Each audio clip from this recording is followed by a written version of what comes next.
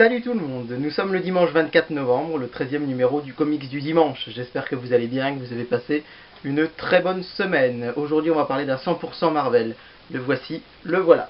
100% Marvel, Deadpool, il faut sauver le soldat Wilson. Alors c'est un 100% Marvel qui a été édité maintenant il y a 2-3 ans.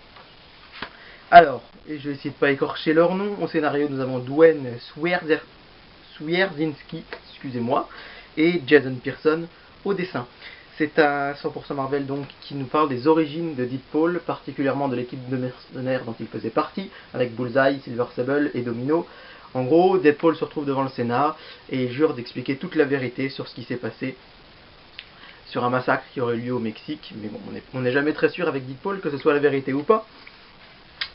Alors, voici quelques extraits. Voici donc la première page. Il faut sauver le soldat Wilson. Comme vous pouvez le constater, les dessins sont corrects. On retrouve donc certains héros, comme je le disais tout à l'heure.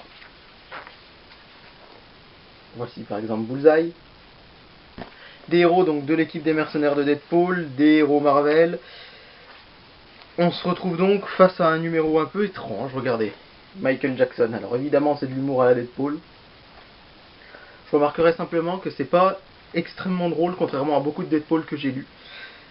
C'est bien dessiné, je pense que vous pouvez constater allègrement comme moi que les dessins sont corrects.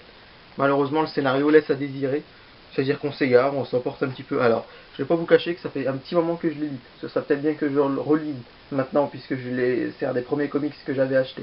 Donc je n'avais peut-être pas la culture comics que j'ai maintenant, mais je sais qu'à l'époque j'avais très peu adhéré par rapport à Deadpool Corps, on en parlera en début 2014, Deadpool Corps qui est quand même au-dessus de cela. Alors, c'est donc Il faut sauver le soldat Wilson. C'est sorti chez Panini Comics en 100% Marvel. Je vous montre la quatrième de couverture.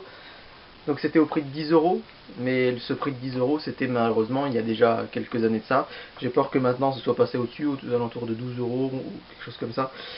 Donc ouais, c'est quand même très fin, hein. Regardez la tranche, vous voyez voir un petit peu la profondeur que ça donne. On a l'impression que c'est le prix d'un mensuel ou d'un hors-série. Donc qui en général sont vendus entre 4,80 et 5,60, donc c'est quand même relativement dommage. Deux annonces importantes à vous faire pour terminer ce comics du dimanche du 24 novembre. Tout d'abord, vous le savez, je suis sûr que certains d'entre vous y êtes.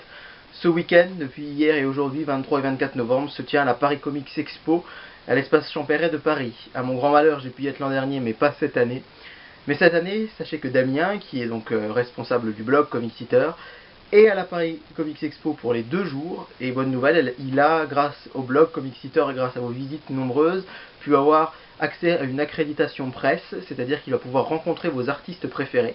Alors restez connectés sur Comics Eater toute cette semaine, c'est très important puisque vous allez avoir du contenu exclusif, des choses que vous ne retrouverez pas sur les autres sites internet d'actualité comics. On espère qu'il va pouvoir rencontrer de nombreux artistes qui sont là-bas et réaliser des interviews, c'est ce qui est prévu. Je vous rappelle notamment que cette année, à la Paris Comics Expo, on retrouve Liber Mero, Frank Shaw, et également les très célèbres David Finch, Humberto Ramos et tout un tas d'autres auteurs et dessinateurs du monde des comics. Si vous y êtes, n'hésitez pas à nous laisser vos avis, à nous dire ce que vous avez pensé de cette deuxième édition. Si vous étiez à la première, à nous faire un petit comparatif. En tout cas, restez connectés toute la semaine sur Comics Eater, plein de contenu exclusif à venir. Un petit mot pour terminer d'actualité du comics du dimanche pour vous dire que dès la semaine prochaine nous entrons en décembre, ce sera le dimanche 1er décembre et qui dit décembre évidemment dit Noël. Et nous allons vous proposer 4 émissions spéciales Noël, et ce sont des émissions particulières puisque je ne les filmerai plus de cette façon-là, mais elles seront filmées à la première personne, c'est-à-dire que vous verrez comme si c'était mes yeux.